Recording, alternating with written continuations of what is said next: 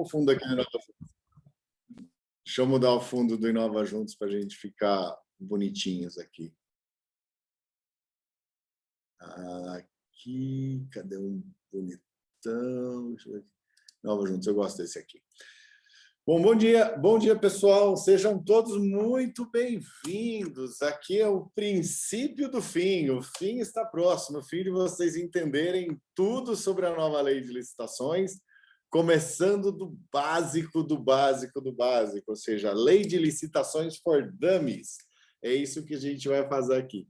Então, pessoal, sejam todos muito bem-vistos aqui. Esse aqui é um dos grupos de estudo. Nós estamos fazendo aqui, para vocês que estão começando, nós estamos fazendo 3 grupos de estudo com dinâmicas completamente diferentes.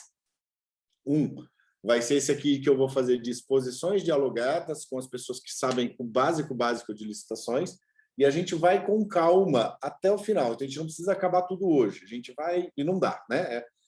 O bocado é tão grande de licitações públicas que a gente tem que entender por que isso existe, como é que isso funciona e aonde que isso está integrado. E a gente tem que entender os movimentos das modificações. Nós tínhamos uma lei antiga, essa lei antiga mudou, nós vamos falar um pouco da principiologia, um pouco dessas legislações e quais são os grandes impactos para os municípios já, né? Já, imediatamente. Então, eu vou pegar aqui como material o material do CNM Qualifica e vou pegar o material que eu estou preparando da nova lei de licitações. Lembrando para você que é médio, avançado e tudo mais, relaxa, calma, pode fazer perguntas, mas se você tiver perguntas difíceis, muito difíceis ou absurdamente difíceis, a sua reunião é 4 horas da tarde de hoje, 4 horas da tarde das terças. Por quê? Porque aí nós vamos juntar sempre, ou nessa que vai ter uma arte, mas a gente sempre vai ter um especialista de lista, pelo menos eu e mais alguém, eu vou ver se eu trago aqui para a gente discutir temas polêmicos, tá?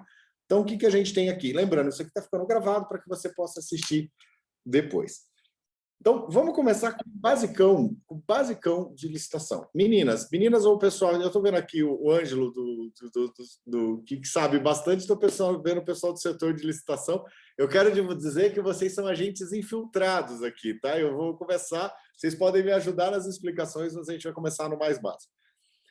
Meninas, então, o que eu vou tentar fazer? Eu vou trabalhar com o modelo mental de vocês e eu vou construir um modelo de mental em que, no final do dia de hoje, vocês vão entender o que aconteceu de licitações públicas, o que está acontecendo, onde é que a gente está pisando e para onde que a gente vai. Mas, para isso, eu preciso saber o que está na cabeça de vocês, tá? Então, vamos passar rapidinho aqui, pelo menos o pessoal que está de vídeo aqui. Isabela, Lise, Lorena, Maria Clara e Rosilene. O que é licitações? Por que a gente licita? Por que a gente faz isso? Por que a gente não vai ali e compra tudo no mercadinho da esquina? O que é isso? Fala, Isabela, conta para mim. Porque nossa vida é um inferno, porque a gente precisa desse karma e porque a gente tem que sofrer e nós somos um país burocrático, é isso. A gente gosta desse tipo de coisa. Por que a gente licita? Bom, acredito que seja para garantir tanto uma isonomia no processo, né, tanto dessa relação público-privada, né, ser transparente, ética, de não favorecer, né, o conhecido ou simplesmente uma relação interpessoal, mas que de alguma forma, né, os interesses do setor público sejam garantidos ao mesmo tempo que, né, a ética, a transparência, né, o que eles têm que executar como representante da sociedade. Não sei. E onde é que está escrito esse negócio aí? Por que a gente deve fazer isso daí? Do porquê? Não sei. Porque não sei. Está na legislação, será? No artigo 30, tem uma coisa chamada Brasil, a gente tem uma coisa chamada Constituição Federal. No artigo 37 da Constituição Federal, ele regulamenta essas coisas, diz assim, olha, o negócio vai funcionar mais ou menos assim. E aí você define determinadas regras que precisam ser seguidas por todos.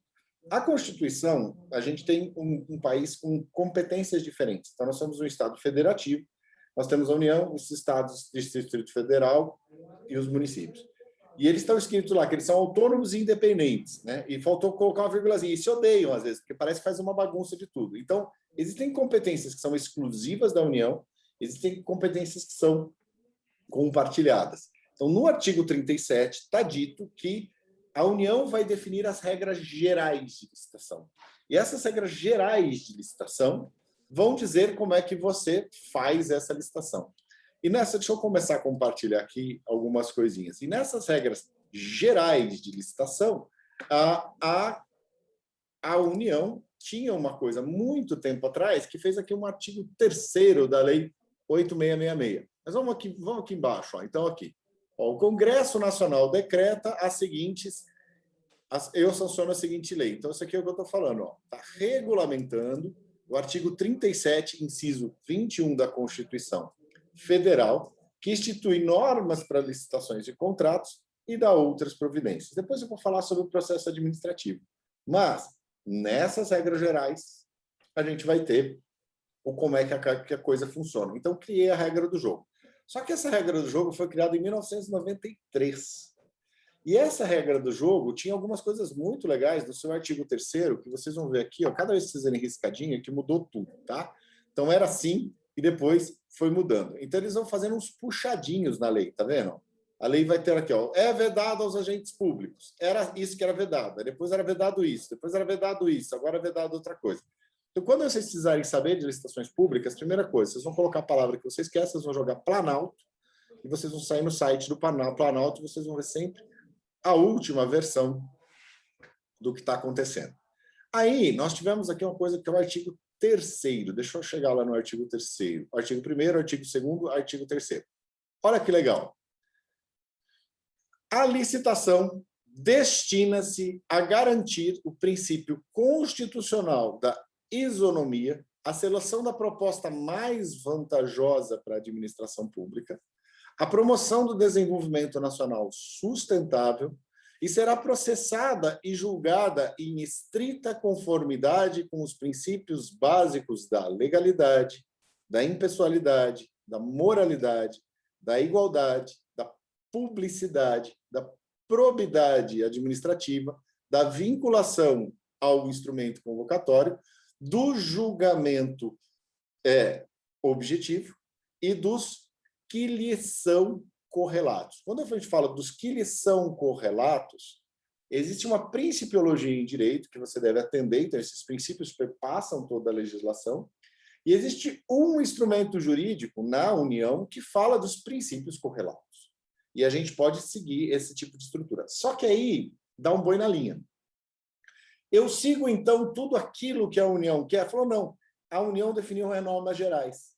E os estados e os municípios poderiam definir normas específicas. Então, eu poderia mudar o meu processo de licitação em algumas coisas. Não em tudo, mas seguindo os princípios gerais, poderia mudar algumas coisas. Só que a União decidiu esses princípios gerais de uma forma tão amarrada, mas tão amarrada, que ele tem os gerais, os específicos e tudo mais. E criou uma lei gigantesca, que é a Lei 8666, que estava vigente até hoje, que amarra todos os processos licitatórios. Uma coisa que eu sempre falo nos cursos, quando eu estava explicando, é que a gente tem diferentes ferramentas. E a nova lei, a 14133, ela traz essas novas ferramentas e você tem que ter esse modelo do antes e do depois. Eu estava explicando para um cara da Suíça e da Alemanha que eles vieram analisar os nossos processos legislativos e eles leram a Lei 8666, acharam um absurdo, muito difícil, muito complicado, etc. e tal. E eles me fizeram a seguinte pergunta: escuta, deixa eu perguntar uma coisa. Você está querendo dizer que vocês compram lápis preto número 2 do mesmo jeito que vocês constroem uma usina nuclear? Aí eu falei, veja bem, porque era assim a regra até antes do pregão, que é de 10.520. Eu falei assim, veja bem, agora a gente tem o pregão, etc. e tal. Aí ele falou, não, mas deixa eu entender uma coisa. E funciona? E funciona, se você analisar, a gente tem esse tipo de ação, que a gente tem muita burocracia no processo de contratação. E mais do que isso, eu falei com o pessoal aqui na tramitação, até o pessoal dos empreiteiros, a lei de licitação, essa lei 8666, é uma lei de obras. É uma lei feita por pessoas de obras. E aí o pessoal terminou de aprovar essa lei de obras e falou o seguinte, cara, e agora? Como é que a gente faz para comprar bens e serviços comuns? Como é que eu compro medicamentos? Como é que o Cisnavio vai fazer essas coisas? Os caras viraram um para o outro e falaram assim, esqueci de pôr isso na lei. Falei, e agora? Ah, sei lá, coloca aí que aplica subsidiariamente. Então, a gente tem uma lei de obras que é para você fazer o contrato básico, projeto executivo, um monte de coisa, e aí você vai fazer uns penduricalhos para falar, não, mas aí eu vou fazer assim, e faço a pesquisa de preços, e vou ter que ter o orçamento. E essa normatização, gerou uma zona. Só que como a Constituição está configurando isso, todos os outros regulamentos reproduziram isso, inclusive o regulamento da CNM, regulamento do SEBRAE, regulamento das estatais e tal. E hoje tem a lei das estatais, que eu vou abordar já já. Mas vamos entender esse cenário ruim. Lá em 1993, teve o surgimento da Lei 8.666. Foi ruim? Não, foi bom pra caramba, porque antes disso era uma zona, era uma bagunça. Tinha mais problemas, tinha mais corrupção. A gente vai ver vários problemas, corrupções, ações que a gente pode fazer. E aí as pessoas foram colocando um monte de puxadinhos nessa lei. Então, por exemplo, uma coisa, existe uma lei que eu vou falar ali na frente, ó, só para mostrar aqui, para já mostrar, tá? Que ninguém sabe, ó. É a lei 12.349. Ninguém em sã consciência conhece essa lei. Mas o que essa lei fez? Ela mudou o artigo 3º. E a licitação se destinava a garantir a observância do princípio constitucional da isonomia, a proposta mais vantajosa e o desenvolvimento nacional. Olha aqui, ó, tinha assim, ó, desenvolvimento nacional.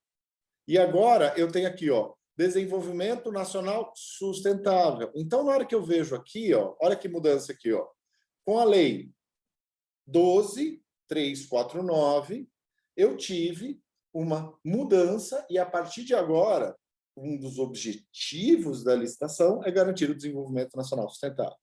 Mas não falaram para os russos. O cara que está fazendo a licitação está até hoje. E, além disso, da licitação, você tem as fiscalizações. Então, você tem a fiscalização do Ministério Público, do Tribunal de Contas, de todo mundo, e aí, quem pode fazer, quem não pode fazer. Eu vou abordar isso já já. Eu quero dar uma visão. Estou começando aqui pela principiologia, porque a gente vai ver onde muda. Então, essa lei, você precisa saber, sim, só que agora nós temos uma outra lei. Só que se você quisesse comprar bens e serviços comuns, depois de a CNM participou nisso, fizeram um teste, falaram, esse treco aí tá ruim demais, vamos dar um jeito, vamos fazer uma coisa chamada pregão. Aí eles fizeram um teste para compra de bens e serviços comuns que só funcionava para a União. E a CNM brigou, e a gente conseguiu fazer depois a 10.520. Então, primeiro resumo, existe a lei está aqui por causa da principiologia da Constituição Federal, ela tinha regulamento para fazer isso aqui. Mas vamos fazer aqui uma análise agora do histórico. Então, eu vou colocar 20 anos de lei de licitação até o ano passado em um slide, tá? Para ficar fácil vocês entenderem tudo o que aconteceu. Então, vamos lá. Aqui vocês vão poder observar, da esquerda para a direita, os objetivos da norma, tá? E de cima para baixo, as novas tendências de contratação pública que nós tivemos no Brasil. Então, a primeira ação da Lei 8.666, que é conhecida como o modelo tradicional de contratações públicas, é o controle. Ela quer controlar, ela é procedimental, ela quer saber se o documento está aqui, se o atestado de certificação está aqui, se você tem o comprovante de regularidade fiscal. Então, por exemplo, o cara pede assim, preciso de um comprovante de regularidade fiscal. Aí o cara fala, você dá lá, o atestado vale. Não, mas eu quero o certificado da regularidade fiscal. Então, você tem que ter o documento de inscrição, aquela folhinha da inscrição no GDF, por exemplo, ou no município. Se você não tiver a folhinha, você está fora. Então, vira uma coisa de maluco. Você perdeu essa efetividade da contratação e você criou um mundo, um teatrinho no meio, em que as pessoas ficam fazendo um processo meio travadão. E nesse processo tem regras. Você vai ter que receber uma solicitação, uma requisição, você vai ter que fazer uma pesquisa, você vai ter que ver o preço no mercado, você vai escolher a modalidade de licitação, então existem as modalidades de licitação. A própria lei fala o seguinte, existem essas modalidades de licitação, não existem outras modalidades de licitação e não podem ser criadas outras modalidades de licitação. Certo? Certo? Beleza? Concordamos. Aí surgiu o pregão, que é uma outra modalidade de licitação que está em outra lei. Mas pode isso, produção? Falou, então, em licitação pública, bem explicadinho, pode. Por quê? Porque a gente não tem uma hierarquia sobre as leis. Tá? E essa lei ela está definindo um procedimento. E o que é esse procedimento diferente? Então, vamos lá. Naquela época, a compra não precisava ser eficaz, não precisava ser eficiente, ela precisava cumprir só o processo. O conceito de eficácia e eficiência na administração pública é algo relativamente recente. Tem 5, 10 anos, mais ou menos. Eu só posso ver lá a data certinha. Mas quando a gente teve a reforma administrativa, a mudança da estrutura do Estado. Então, na hora que a gente começou a ter o pregão o que, que é? Ele é um leilão reverso. Porque se você fizer uma obra até hoje e você falar o seguinte, olha, eu quero fazer uma obra aqui, tá? Beleza. Quanto que é essa obra? Fala, não sei, eu quero essa obra, eu escrevi aqui um projeto básico, eu escrevi aqui um projeto executivo, você coloca 3 envelopes ali dentro, um envelope com a sua documentação, um envelope com a sua proposta técnica, um envelope com a sua proposta de preço, supondo que seja uma licitação de técnica e preço, por exemplo. Aí eu abro os envelopes, vejo tal. O seu, assim, a Isabela está cobrando 10 milhões, o outro, a Rosilene, cobra 7 milhões e o Ângelo cobra 5 milhões. Então, o Ângelo ganhou por 5 milhões. Fiz as ponderações técnica e preço. Ou, se fosse uma contratação simplesmente por menor preço, e menor preço é uma coisa que em licitações chama tipo de licitação. Tipo é uma coisa técnica. Então, tipo, maior preço, maior desconto, surgiu agora. Não existia, mas a gente já aplicava. Então, fala assim, eu abri lá as 3 coisas, abri o envelope e fulano ganhou.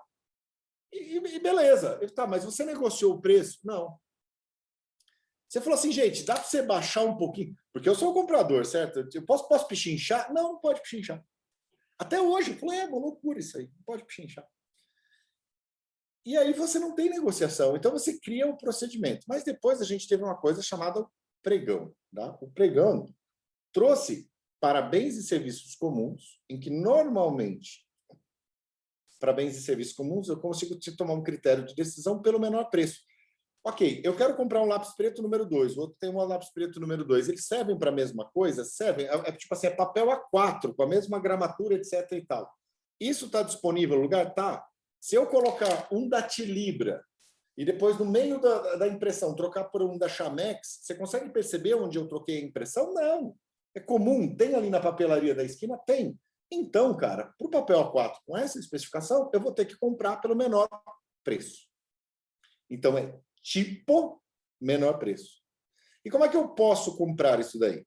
Depende. Você tinha umas alçadas. Ó, se for até 650 mil, se for até 80 mil, você vai fazer um convite. Você chama 3 pessoas, faz um convitinho. Se for 650 mil, você vai fazer uma outra modalidade. Você pode fazer uma tomada de preço. Depois você poderia fazer uma concorrência. E cada modalidade tinha um conjunto de regras que você deveria estar seguindo para essas ações. E o pregão trouxe uma vantagem muito legal, porque ele falou o seguinte, olha, galera, para essa zona aí, vamos fazer o seguinte, quer comprar esse negócio? Compre em até 8 dias úteis. Isso podia demorar 6 meses, uma licitação, 7 meses. E aí ele falou assim, quer comprar? Publica isso aí 8 dias, vê quem quer fornecer, coloca todo mundo numa sala e vai dando preço para baixo. Ó. Você cobra quanto? Eu cobro 8, cobro 7, cobro 6, cobro 5. Então, o pregão é um leilão reverso, leilão invertido. Quem der o menor valor, ganha. Ele é inspirado no mercado de flores da Holanda. Tá? Os reverse auctions que eles faziam lá, que eles vão dando preço, a florzinha vai passando. É uma história legal. Voltando aqui para o Brasil.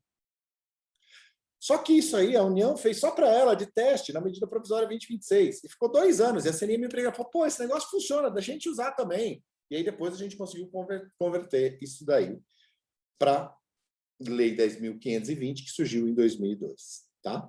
Então, você tem aqui no pregão alguns conceitos diferentes. Por exemplo, eficácia e eficiência, que não era uma premissa da Lei 8.666.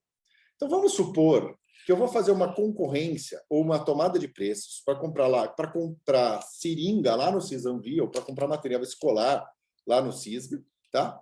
E eu digo que eu quero comprar essa seringa, essa papel borracha, por exemplo, material de escritório, que eu estou comprando para as escolas. E aí tá lá, 650 mil, vai começar a aula de segunda-feira. Tudo deu certo, mas um fornecedor entrou com um recurso por causa da borracha. A minha licitação de 650 mil fica parada até eu julgar o recurso. E aí você tinha as pessoas que faziam essas manipulações, parte do princípio que nem sempre tem muitos problemas de corrupção, de malfeitos, etc. e tal. Isso é uma coisa que permeia o ambiente de licitação e tem essas ações fronteiras de mitigação. Compliance é uma das fronteiras de mitigação. E aí começava a aula e todo mundo não tinha as coisas. Ou você começava a obra, o cara ganhava a obra e fazia uma especificação errada da obra. Fazia assim, ó, tem que construir uma casa. Então, vou fazer essa casa. Então, a casa vai ter o térreo, e vai ter o telhado. Ah, esqueci de descrever a parede. Eu falo, então coloco. O cara colocava o terra e colocava o telhado em cima do chão. Mas e agora? E para você mudar esse tipo de coisa era muito complicado.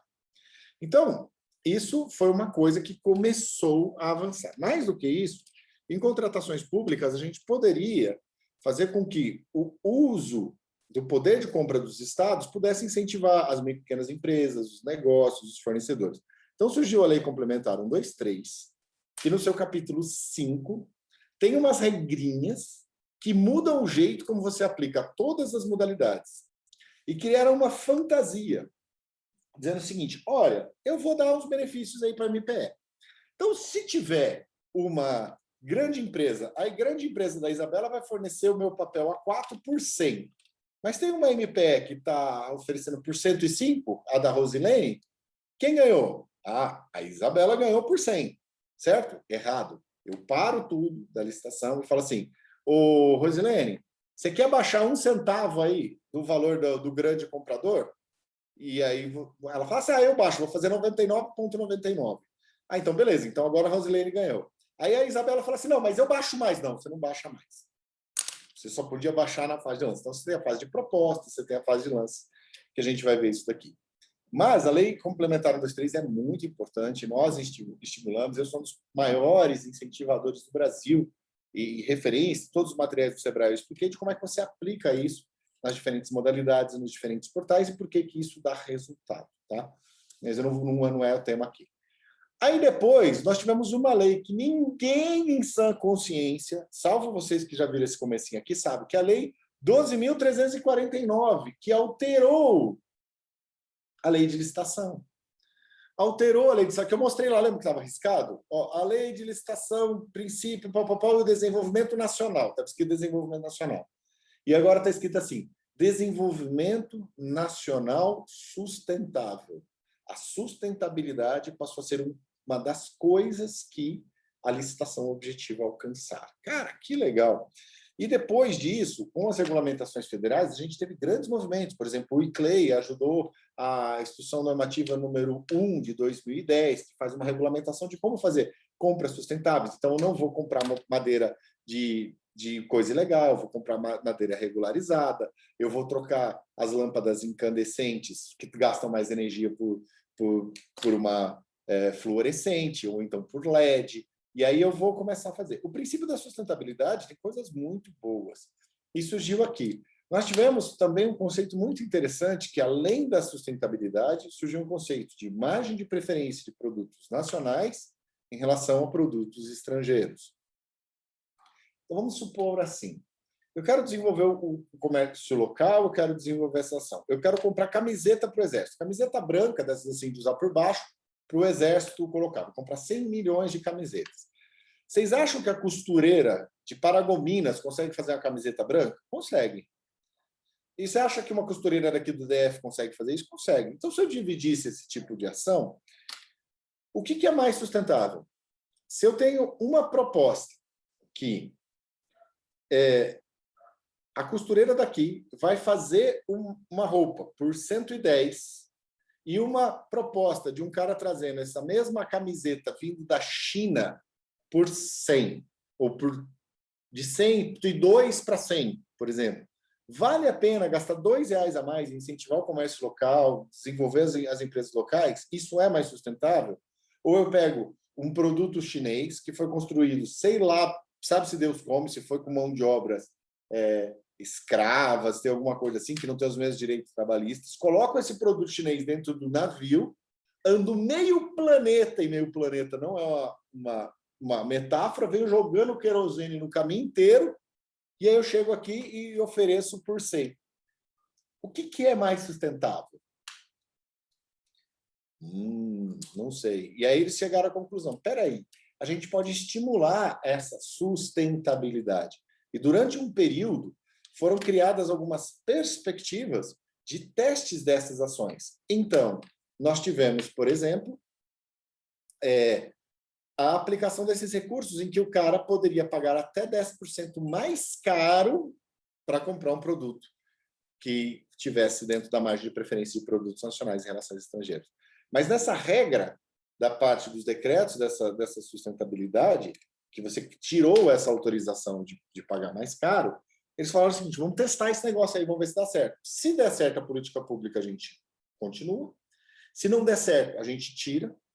Fizeram, viu que não dava certo algumas coisas, e aí todos os decretos que autorizavam mais de preferência deixaram de existir, e agora na nova lei de licitações voltou a ter margem de preferência. Por isso vocês estão entendendo onde que veio isso aqui, para explicar lá na frente como é que ela funcionou.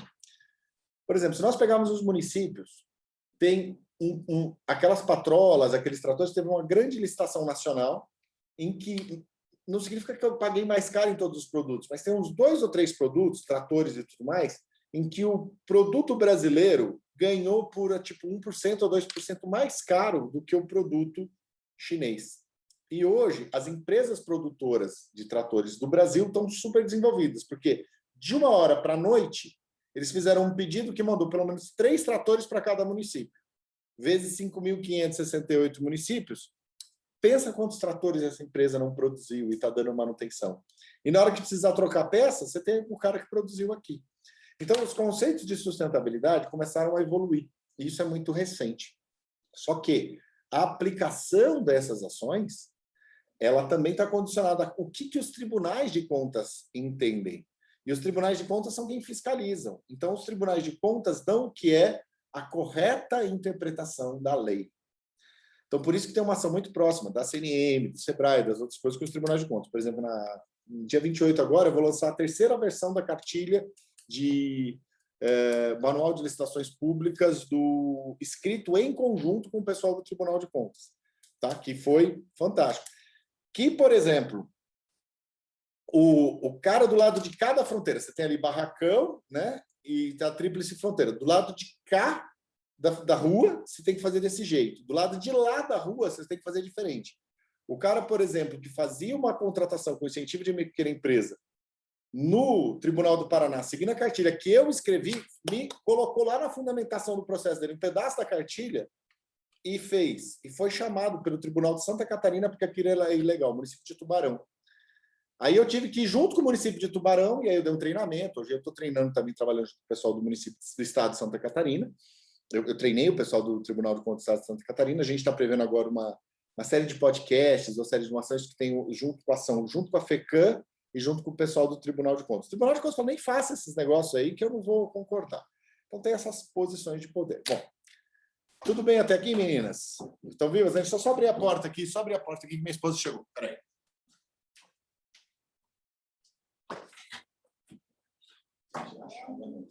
Estou dando uma palestrinha. Então, vamos lá. Então, a gente tem aqui esse tipo de ação, tá? Nós tivemos essa mudança. Então, olha que legal.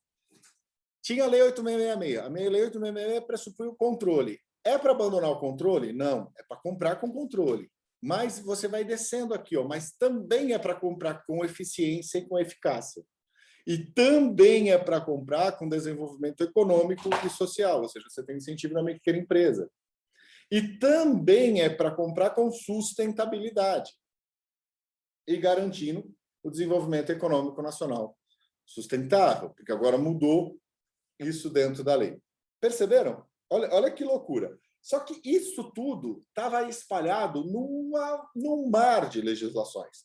Você precisava ler uma lei, outra lei, um acordo. Não tinha um documento que você podia falar, deixa eu ler isso aqui, eu vou aprender. E esse documento agora existe. É a nova lei de licitações, que tem tudo lá. Só que como tem tudo lá, está todo mundo desesperado. Tanto que é o Ângelo aqui, o pessoal do Cidadão Vivo, o pessoal já sabe disso tudo que eu estou falando. Mas ele está aqui para falar o seguinte, moço, e agora? Para onde que a gente vai? Porque, por exemplo, a gente tem as repimbocas da parafuseta que foram colocando no meio do caminho. Por exemplo, consórcios públicos. Consórcio é massa. Você tem lá a aplicação dos limites de transação, 80 mil, 650 mil, 1 milhão e pouco, ou então valores diferentes para obras, prazos diferentes para obras. Os consórcios públicos que estão aqui dentro, eles têm uma gambiarrazinha que foi colocada numa legislação da lei, que se eles tiverem um consórcio de 2 municípios, eles podem comprar o dobro do valor da lei de licitações, ou se for um consórcio de 3 entidades, eles podem comprar o triplo. Vou só dar uma pausa aqui para a gente pegar aqui, ó, e aqui na lei mesmo, para a gente ver aqui, ó, vou jogar aqui consórcios, Ctrl Command F. Ó. Consórcios Ó. Olha lá, o parágrafo 8º do artigo 23 da Lei de Licitações fala assim: no caso dos consórcios públicos, aplicar-se-á o dobro de valores mencionados no caput deste artigo, quando for formado por até 3 entes da federação, e o triplo quando for maior número. Então, se eu tenho um valor de 80 mil, que é o que eu podia comprar, por exemplo, num convite, eu poderia fazer 240 mil se eu tivesse 3 entes da federação. Então, eu estou fazendo um consórcio de municípios, tem o Estado e tem a União, por exemplo, 3 entes federais diferentes. Mas aí são os entes de competência diferente, ou 3 municípios já vai. Aí você vai começando a gerar uma discussão gigantesca em termos das ações. E aí tem as coisas que você pode fazer e o que você não pode fazer. Então, por exemplo, aqui, ó, no artigo 24, é dispensável a licitação. Aí tem aqui, para obras e serviços de engenharia. Olha só, português difícil. Até o valor de 10% do limite previsto na linha A do inciso 1 do artigo anterior, desde que não se refira. Olha que zona. Era um valor em cruzeiros que você foi aplicando até o negócio que você podia gastar, por exemplo, 8 mil reais. Se fosse o inciso 2, que é para bens e serviços comuns, ou pegar bens e serviços comuns, que é mais simples. Ficou durante 20 anos, quase, 8 mil reais. Então, se você quisesse comprar alguma coisa, você podia gastar até 8 mil reais. E depois, no âmbito da discussão da nova lei de licitações, nós discutimos que vamos passar esse valor para 50 e 100 mil. Era 8 mil reais e 16 mil reais para as obras. Falou, não, vamos passar para 100, não vamos passar para 100. Na discussão para aprovação do Congresso, a gente conseguiu negociar, fizeram uma atualização e foi para 17.600. Então, hoje, uma compra pode ser 17.600. Isso impacta os consórcios, porque se eles podem fazer o triplo, mas vão fazer, o Tribunal de Contas está entendendo, etc. E tal. E o que acontece se o Ângelo, o pessoal que está comprando, ou se a Rosilene, que estiver trabalhando no setor de licitação, falar assim, beleza, vou comprar aqui, vou comprar um MacBook, que nem a gente comprou, um MacBook Pro, custa mais do que 8 mil reais. Bom, aí, gente, aí você vai lá para o artigo 89, isso aqui chama dispensa de licitação. E tudo com um custo penduricário, por exemplo, assim, ó, quando que você pode fazer? As pessoas fazem assim, tenta tudo que der, se não der, licita. Né? O pessoal tinha esse hábito. E mais, esses valores mudam aqui, de acordo com o parágrafo 1º. Ó. Os percentuais referidos nos incisos 1 e 2 do caput desse artigo serão 20% para compras de obras, serviços contratados por consórcios públicos, sociedade de economia mista, empresa pública ou por autarquia, ou fundação qualificada na forma da lei como agência executiva. E aí, citando tropa de elite, o cara já pede para sair, né? Pelo amor de Deus, o que eu estou falando? Isso aqui é aula de direito administrativo. O cara tem que voltar lá e falar assim, você tem o executivo, você tem o legislativo, você tem o judiciário, você tem a administração direta, você tem a administração indireta, que tem determinadas características. A administração indireta serão as empresas públicas, as sociedades de economia mistas, etc. Então, o que acontece? Para você aplicar essa lei, você precisa entender a estrutura do Estado brasileiro como um todo, tá? A estrutura do Estado brasileiro como um todo, e você precisa fazer com que ela funcione. E se você é o comprador e você fizer alguma coisa errada? Aí é tranquilão. Aqui, ó, artigo 89. Eu vou pegar aqui, ó, o artigo 89, né? Para você já ter garantida a sua insônia no final dos dias aqui, ó. Olha o tanto de vezes que já mudou, que já fez, tal. Dos crimes e das penas. Blá, blá, blá, blá, blá, blá, blá. É que agora foi revogado pela nova lei. Dispensar ou inexigir licitação fora das hipóteses previstas. Pena de 3 a 5 anos de detenção ou multa. Tá? E na mesma pena, incorre aquele que, tendo comprovadamente concluído para a constituição da ilegalidade, beneficiou-se da dispensa e da inexigibilidade para celebrar contrato com o poder público. Olha que legal. Você, Lorena, você, Lise, você não sei o que, você vai comprar um MacBook. Você só precisa de um MacBook. Você tem o dinheiro e você quer comprar um MacBook. Você pode dizer que você quer um MacBook? Não. Você tem que pegar o melhor preço com as opções mais vantajosas. Não, mas eu quero, porque ele é melhor para fazer. Não pode. Você tem que fazer. Você até pode, mas aí você vai ter que fazer um procedimento de inexigibilidade, etc. E aí você vai ter que montar todo esse processo. Depois que você montou esse processo, você pode ser punida. E se você pode ser punida, você pode pegar de 3 a 5 anos de reclusão ou multa. Você acha que você vai fazer alguma coisa fora da linha? Não. E isso acabou gerando uma macroestrutura que burocratizou muitos processos. Por exemplo, o Brasil tem uns absurdos que são assim, nós somos referência internacional de processos eletrônicos, pregão eletrônico, as coisas, a gente é chique, chique no último. E aí, no final, você pega todo o processo e imprime, porque você precisa ter o processo. Nosso processo eletrônico é impresso. Por quê? Porque o pessoal não valida os processos de maneira eletrônica. Entre essas loucuras, o que isso acarretou para os municípios? Na hora que eu tento fazer alguma coisa, eu não consigo comprar.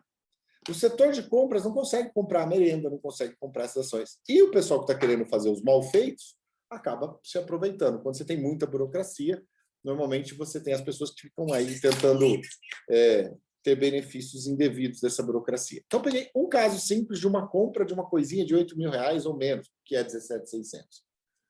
Tá, mas e todo o resto? Todo o resto tem um grau de burocracia que é muito maior. Mas olha o paradoxo das licitações públicas. Quem aqui conhece alguém que já foi preso por licitações públicas?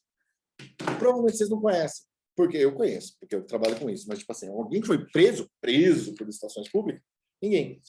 Por quê? Porque na nossa legislação, lá nos crimes e nas penas, aqui nesse pedaço aqui, não bastava você ter feito errado e comprovar a culpa.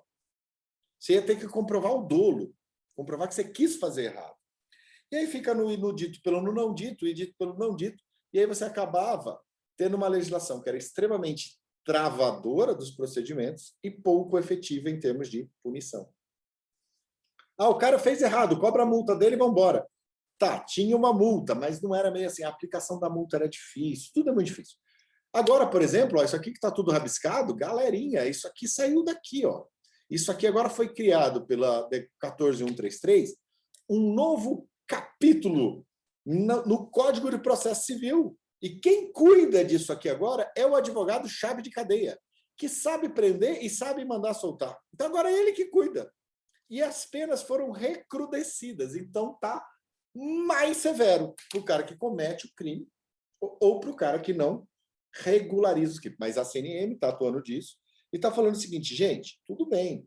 Às vezes o cara está lá tentando fazer a coisa certa, mas, assim, ele é induzido a alguma coisa. Então, o que acontece na nova lei de licitação? Tem uma influência da CNM. Pô, o cara não vai ser punido se ele tiver um erro grosseiro de licitação. Então, a gente está definindo esse conceito do erro grosseiro. Por quê? Porque o que aconteceu com a nossa lei de licitações é uma coisa assim, a paralisia das canetas. O cara fala assim, para ele não se comprometer, ele não faz nada. E aí as obras não andam, as coisas não avançam, você não tem continuidade, tá? Então, isso tudo está correlacionado com aquilo que a gente vai mostrar já já. Vamos pegar aqui ainda, eu preciso fazer a visão, né, dessa estruturação. Deixa eu só colocar aqui. Calma, meninas, que tem muita história bonita ainda que vai acontecer aqui. Ó. Então, vamos lá. Então, a gente tem aqui, ó, seguindo na nossa legislação hipotética aqui, desenvolvimento. Depois disso, nós tivemos uma coisa que era o seguinte. Então, a coisa estava tão bagunçada que obras, e por um lobby muito forte do pessoal da área de construção civil, tanto que a lei que obriga o engenheiro a aprovar é no dia 24 de dezembro de 1964, acho, 63. Está até hoje. Olha só o nosso Congresso atual, que atuante, né? O planeta inteiro estava fazendo o Natal, já ouviram falar? Aquela coisa que acontece, dia 24 de dezembro, e eles estavam lá, aprovando a nova lei de licitações. O que acontece? Tem um rito específico e tudo aquilo que era técnico, eu vou construir uma usina que nem Angra 1, Angra 2. Não, você não pode contratar pelo menor preço, você tem que usar técnica e preço. Tá? Você tem que usar outras regras. Não, mas o que é bem serviço comum, a gente criou um divisor de águas, como se fosse Moisés separando o Mar Vermelho. Mar, puf, do lado de cá, obras é essa lei, e essas outras coisas, e aqui, bens e serviços comuns, vai ser isso tudo. A nova lei de licitação fala o seguinte, não, galera, tudo que puder negociar o preço, a gente vai negociar.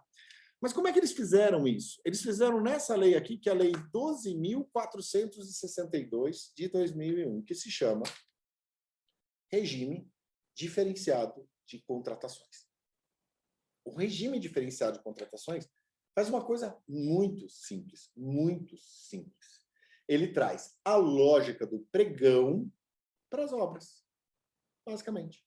Olha, o cara vai fazer a obra. Então, ao invés de eu ficar fazendo aquela coisa, dou os envelopes, abro o envelope, falo o seguinte, meu filho, seguinte, eu vou abrir os envelopes depois, eu inverto esse negócio e falo assim, quanto é que é para produzir esse negócio aqui? Custa 100, custa 200, não sei o quê, beleza.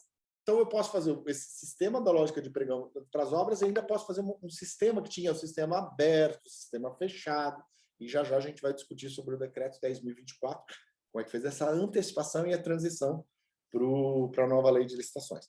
Trouxe a lógica dos pregões para as obras. Joia. Só que, como tudo no Brasil, eles testaram primeiro. Como eles fizeram no pregão, só aplicaram na União, falaram assim, nós vamos criar o regime diferenciado de contratação, que foi usado para o quê? Para as Olimpíadas, para a Copa do Mundo e para a Copa das Confederações. O RDC surgiu desse jeito. Vou mostrar aqui para vocês, 12.462. Vou pegar aqui a lei, só para vocês verem como o Brasil não é para amadores. Ó, Lei 12.462, Planalto. Ó. Você joga aqui Planalto, aí você vai cair no site do Planalto e você vai ter esse tipo de coisa. Institui o regime diferenciado de contratações. Existe uma coisa que se chama jabuti em tramitação do processo legislativo. O cara pega uma lei de qualquer coisa que está falando, sei lá, estou falando da agricultura familiar. E aí eu falo da agricultura familiar, etc, etc e tal, e aí no final eu subo o salário do pessoal das Forças Armadas. Pode fazer isso? Pode. Isso chama jabuti. Vale, vale. O Brasil é assim. E o que acontece? Tinha uma lei antiga do pessoal, acho que da Aeronáutica, cria a Secretaria de Aviação Civil, estados e cargos de controlador de tráfego aéreo e tal. Na realidade, a lei que estava em tramitação era essa. O jabuti foi o RDC, colocaram o RDC ali no meio. E fizeram, é instituído o regime... Lembra aquela lei 8.666 que falava que não podia ter outras modalidades, que ela proibia que fosse feito, que depois fizeram o pregão, aí criaram o RDC também.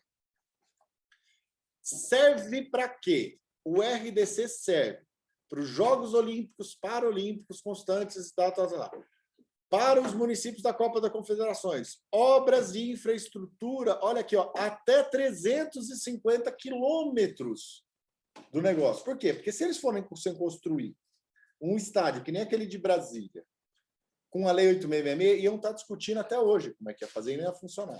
E o que é o RDC? É uma contratação turnkey. Eu falo assim, cara, constrói esse treco para mim e testa antes, e vê se funciona, e me entrega funcionando. E aí eles começaram a chegar à conclusão que funcionou e que foi legal. E aí, o que acontece? Como o Brasil não é para amadores, ele foi feito para essas três coisinhas aqui, ó. Tá?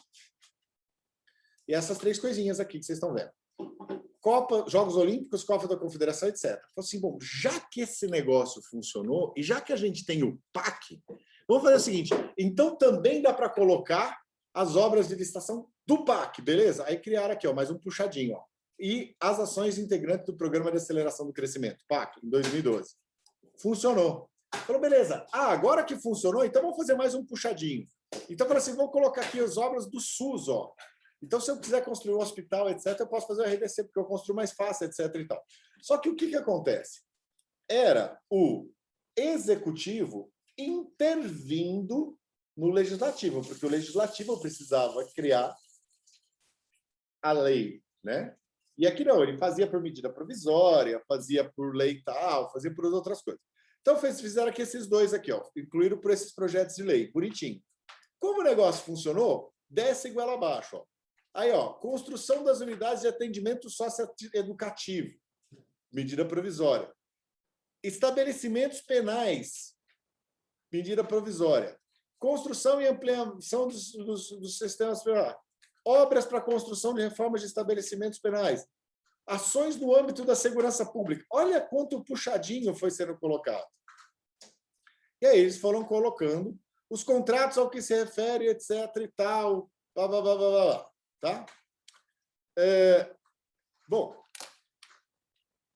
no âmbito político, a gente tinha a lei de licitações que não funcionava direito, a gente tinha o RDC, que era uma nova forma de legislar, nós tínhamos o pregão, que é 10.520, e aí o pessoal ficou puto aqui no Congresso Nacional e falou assim, moço, é o seguinte, vamos fazer um acordo de bancada aqui e vamos parar de colocar coisa no RDC.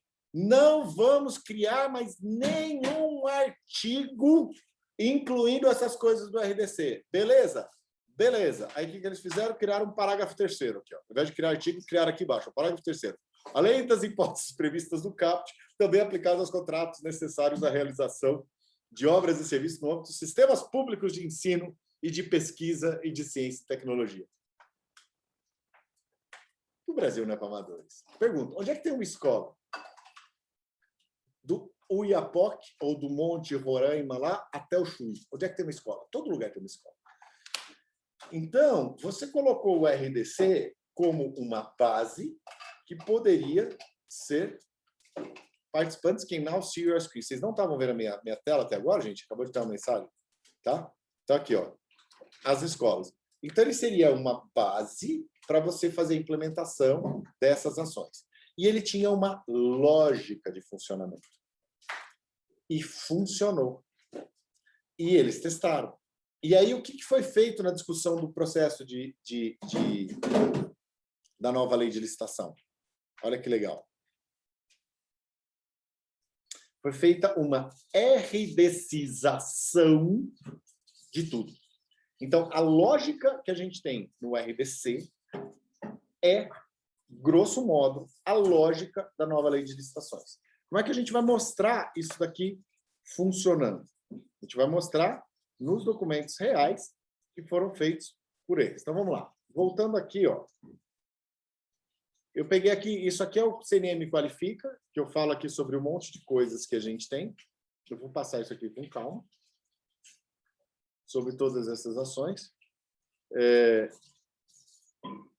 Olha que legal. Nós tivemos... Isso aqui é o RDC.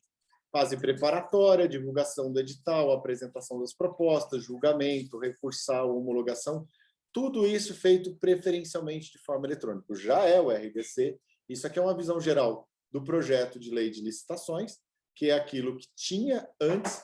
E o que a gente tinha como esses passos, se a gente fosse observar? Deixa eu só dar aqui um zoom. Tá? Nós tínhamos 3 grandes leis. A Lei 866 de obras, a 10.520 de PCV. Ele está aparecendo para nós, para a projeção. Tu está Oi? projetando? Estou projetando e ninguém está vendo nada, é isso? Isso. Ah, então, vou voltar que essa animação tá bonitinha. Poxa vida. Espera aí, volta lá. Screen. Estão vendo minha tela? Ok, vou voltar aqui, ó. Isso, gente, me fala, volta aqui, ó. Então, Agora sim. quando a gente está falando dessas ações, né? Então, aqui, ó. 8666, vocês já viram, são as bases do que a gente vai ter. Já li, já conheço. Ninguém em sua consciência não leu pelo menos uma vez para estudar o concurso 8666, 10.520. Essas duas são conhecidas. E tem a do RDC. Tudo isso que é a base do que a gente está fazendo, prevista para revogação com o projeto de lei 1292, que virou o 4253, que virou a lei 14133, que já está valendo. E o que acontece? Tudo isso vai ser revogado e não vai existir mais. Então, antes do fuja para as montanhas, as pessoas falam o seguinte: espera aí, moço, eu só sei fazer isso desse jeito. O que eu vou fazer agora? Tá? E a gente tem como uma estratégia da lei 14133, nós estamos falando de uma das estratégias mais robustas, inteligentes e bem pensadas para colocar o Brasil nos trilhos do desenvolvimento, unificar os procedimentos, racionalizar os processos e organizar as coisas com um olhar para o futuro, por meio das compras governamentais. Ok? Então, esse RDC, essa RDCização de tudo, simplifica tudo e faz com que todo mundo tenha uma ação assim. Para quê? Para tudo. E como é que vai ser isso? Vai ser assim para parar de ter esses penduricalhos. Já fizeram uma medida provisória, criaram uma nova modalidade de licitação para as startups. Os caras nem leram essa lei, mas já cria essa aqui para as startups. E você tinha várias ações. Olha que legal, por exemplo, a gente tinha o pregão, a concorrência, o concurso, o leilão, e surge um conceito chamado diálogo competitivo, que eu vou falar já já. Mas deixa de existir algumas outras ações. As coisas como menor preço, maior técnica, maior desconto, eu vou falar já porque a gente vai ler esse tipo de ação. Ainda vamos voltar aqui para a nossa leizinha de licitação para entender esse procedimento, esse movimento das leis que nós vamos estudar. Então, o primeiro objetivo da norma era a Lei Geral de Licitação e Controle, o segundo era a eficácia, o terceiro, o desenvolvimento econômico nacional. Depois, trouxe a lógica dos pregões para as obras e essas novas tendências de contratação pública estão previstas no projeto de lei. Agora, essas ações aqui do meio já exigem uma quebra de paradigma. Tá? E exigindo uma quebra de paradigma, a gente, por exemplo, agora eu vou passar a MPE na frente da grande, é uma quebra de paradigma. Agora eu vou ter que contratar um produto com margem de preferência. Posso pagar mais caro? Pode. Os tribunais ainda não aceitam, não aceitam, tem as discussões que a gente vai ter que ver. Eu posso trazer a lógica do pregão para as obras? Pode. Isso tudo é muito novo. Só que agora, isso tudo que era muito novo, agora é a realidade. Aí surgiu uma outra lei muito interessante, que é o seguinte, a Lei Complementar número 147, das micro e pequenas empresas, que ainda obrigou os procedimentos para as micro e pequenas empresas. Então, a gente tem uma lei que não tem nada a ver com a parte de compras, mas tem um capítulo de compras ali dentro, capítulo 5, que fala o seguinte, se a compra foi até 80 mil, não me importa o que você está fazendo, você deverá comprar exclusivamente da micro e pequena empresa. E ponto. Se você não estiver fazendo assim, você está fazendo errado. Mas, se a compra for mais do que 100 mil de papel A4, você vai ter que fazer uma cota de 25% de papel A4 para a micro e pequena empresa e o resto você compra no mercado global. E aí tem essas formas de aplicação que eu posso explicar. E tem a subcontratação, que depois a gente vai entrar. Mas, gente, o que é importante você entender agora que a gente vai começar a discutir a lei de licitações? As pessoas que estão aqui, o público dessa ação, não tem essa base, nem sabe o que aconteceu. Mas se houve uma mudança do marco legal, e houve a mudança do marco legal com a Lei Complementar número 147, houve uma profunda mudança do marco legal com o quê?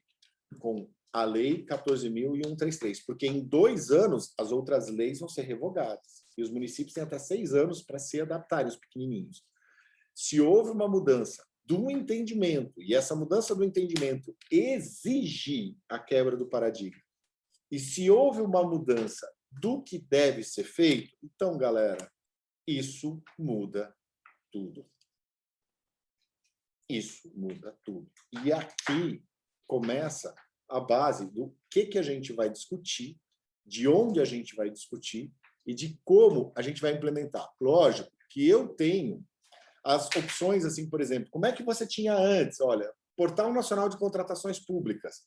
Eu tinha mais de 60 portais. A partir de agora, eu vou ter um sítio, um local especializado. E todo mundo vai publicar as coisas ali. Isso vai ser melhor. Então, eu tenho várias ações aqui, ainda do PL, o que era antigo, o que mudou, técnicas para procedimentos, como é que funciona, os modos de disputa, as formas de planejamento da contratação. Esse PowerPoint foi feito pelo pessoal do Departamento de Normas, pelo Andréa Asch aqui, tá?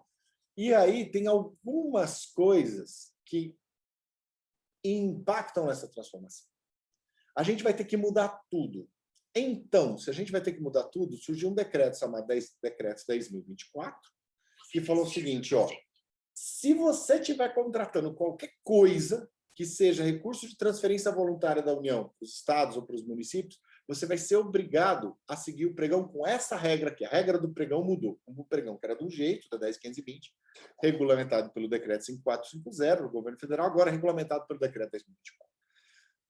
Nesse decreto aqui, eu digo o seguinte, você vai ser obrigado a fazer esse processo eletrônico. Você vai ter a instrução normativa número 206, que fala que eu te dou um tempinho, que foi até julho do ano passado, para fazer isso tudo de maneira eletrônica. E você vai ter que publicar numa plataforma eletrônica associada e vinculada à plataforma Mais Brasil, que na época só o Comprasnet está. E hoje já o Banco do Brasil, os outros também estão. Então aí a gente tem que descobrir sobre essas ações aqui E o que foi esse decreto de 2024? Foi uma forma de trazer uma antecipação com a legislação antiga de todos os benefícios da nova lei de licitações. Então, sistema aberto, sistema fechado, processo eletrônico, processo de publicar, um monte de coisa. Tá?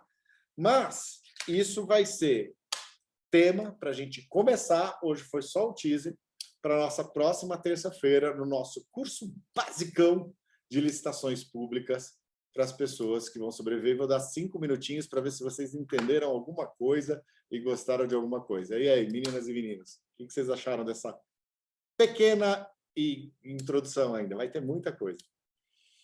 Quem fala aí? Oi, Zanini. Vou falar por Oi. aqui. Hoje por aqui é aniversário de Oi, Rose. Santarém, feriado, mas a gente não para, nem no feriado, né? Então, aqui eu sou da área do planejamento, então o planejamento em si, ele tem uma relação direta com o setor de licitação. Sim. Até porque é no meu setor, sou eu que faço os estudos técnicos preliminares, né? Que antecede a licitação, que antecede aí a construção do termo de referência. Então, sempre é muito importante a gente conhecer da legislação, porque ela acaba consubstanciando também o estudo técnico preliminar. Aqui Uma coisa, o estudo técnico preliminar não existia antes, quer dizer, existia para as obras, mas o ETP, antes eu começava com o processo do meu termo de referência. Hoje eu faço um estudo técnico preliminar para ver se o que eu vou resolver resolve o problema ou não. Tudo também está mudando, olha quanta mudança. Legal. Exatamente. Antes aqui a gente só fazia uma nota técnica. Aí agora a gente tem que fazer o estudo técnico preliminar, que na verdade já existia, já estava ali, já era uma necessidade, porém aqui a gente não realizava, né? Então agora a gente está aqui na fase, na questão da pesquisa de preço, do estudo de mercado. São duas coisas que parece a mesma coisa, mas não são a mesma coisa, são distintas. E Santarém é um município de grande porte, porém, a gente tem a problemática da pesquisa de preço. Como é que eu vou fazer? A instrução 015, ela diz que eu preciso fazer pesquisa de preço, consultar em sítios, né, eletrônicos. Mas como que eu vou fazer uma pesquisa de preço da compra de uma caixa de caneta, que aqui eu tenho uma caixa de caneta no meu material didático, com 100 canetas, e lá eu só encontro uma caixa de caneta com 50 canetas, ou seja, os preços são diferentes. E para entregar em Santarém é diferente do que para comprar em São Paulo. E essa instrução normativa número 15 é a instrução do Comprasnet do governo federal, que você segue, porque vocês usam o Comprasnet, mas vocês não têm uma legislação própria que fala sobre o procedimento. E vocês ficam com a extrema sensação que não importa o que vocês façam, vocês estão fazendo errado e vocês vão se lascar com o Tribunal de Contas, com o Ministério Público, com a imprensa, com não sei o quê. Eu vou dizer o seguinte, Rose. O nosso controle também. O controle interno, o controle externo. O primeiro mandato de segurança a gente nunca esquece. Eu lembro sempre daquela propaganda da Valizé, muito antiga, do pessoal mais antigo, mas você sempre está fazendo, sensação de enxugar gelo tremenda e não consegue fazer o básico. Isso mudou, isso melhorou, isso vai ser melhorado. Você pode seguir as normativas e agora, com o novo portal de licitação, você vai ter uma adoção quase que automática, uma adesão automática a esse tipo de normas.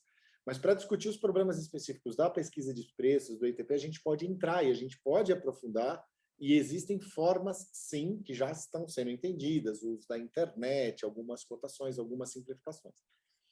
Mas a gente tinha que falar sobre o decreto, acho que 9784, que fala sobre a instrução do processo administrativo. Tem outras coisas básicas que a gente precisa entender.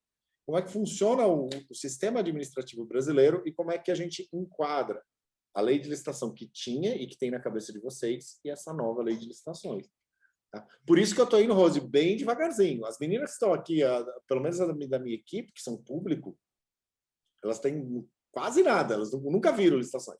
Fala aí, Dan. Diga, querida.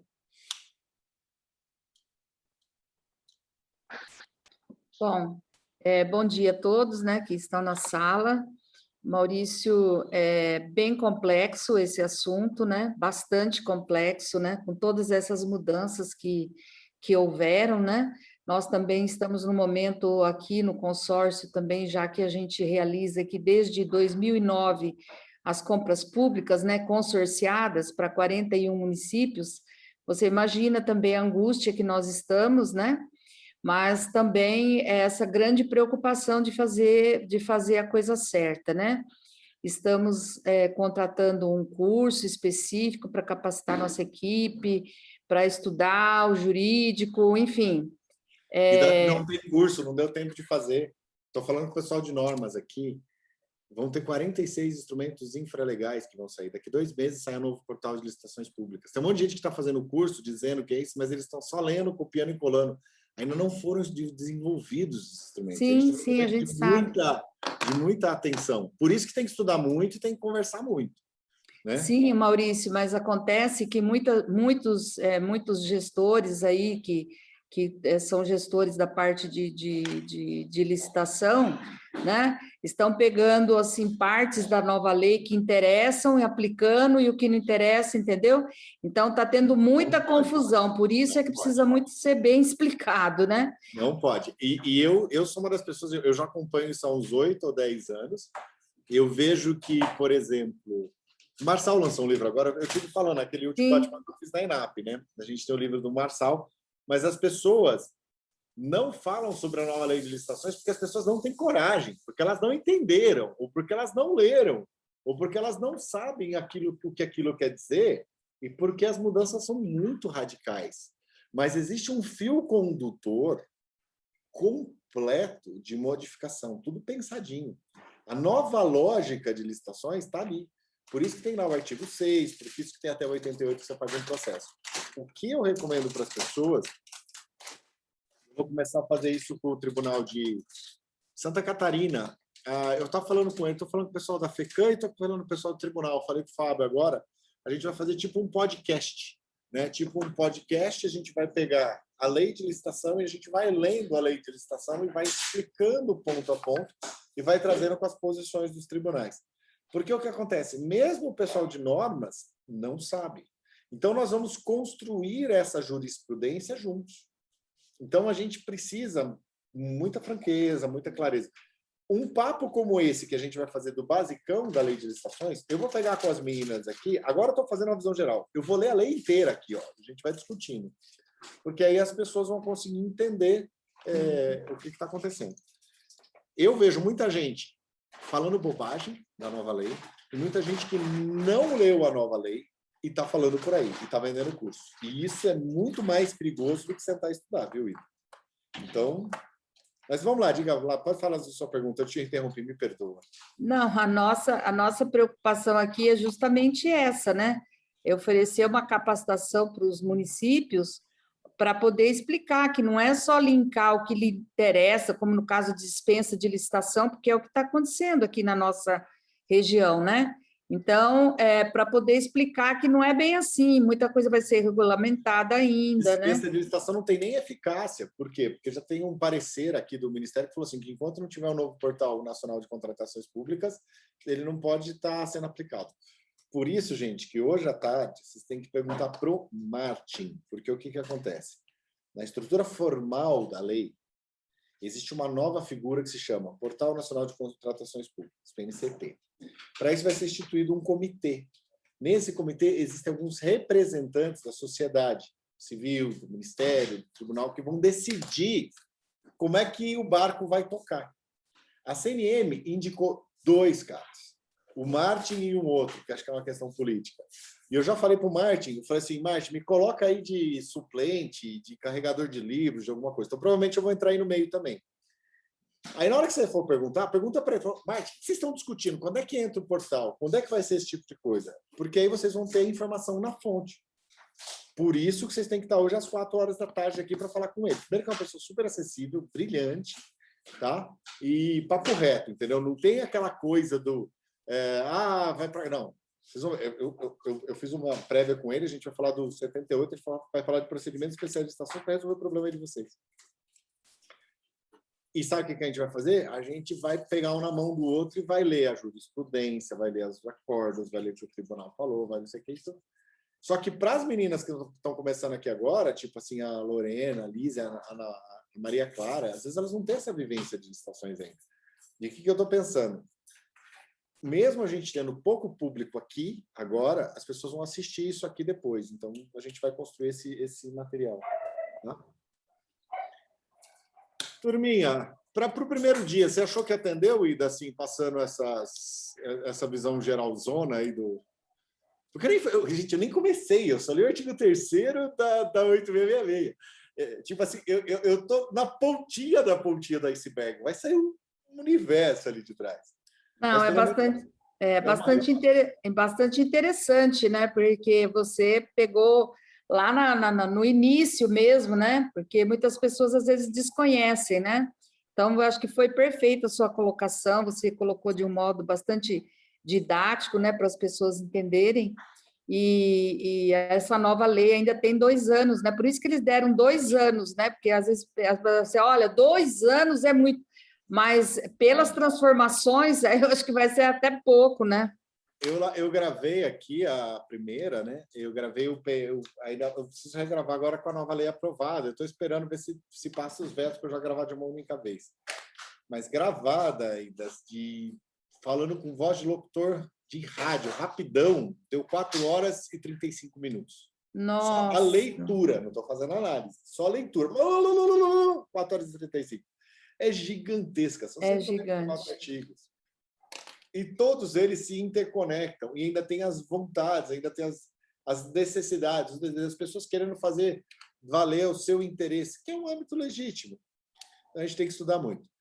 Pessoal, mais alguma pergunta? Que eu já vou encerrar aqui para a gente almoçar certinho, porque hoje às 4 horas tem mais, e aí tem licitações para gente grande com margem. Vai ser hoje à tarde. Mas venha sempre, Ida, vai ser muito legal hoje. Nós também estamos super bem-vindos aqui. Eu sei que vocês já sabem disso tudo que eu estou falando, mas aí vai ser... Vocês me ajudam para ver se eu não piso fora do quadradinho também. Não, está perfeito. Está perfeito, Maurício. É isso mesmo. Acho muito interessantíssimo, né?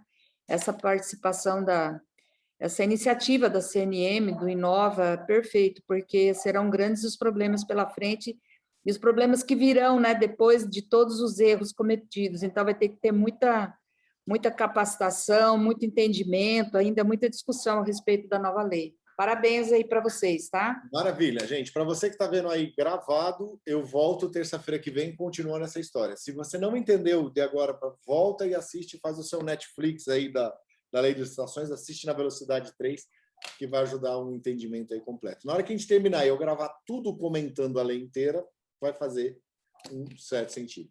Abraço para vocês, gente. Até de tarde. Tchau, tchau. Abraço, até. Tchau, tchau.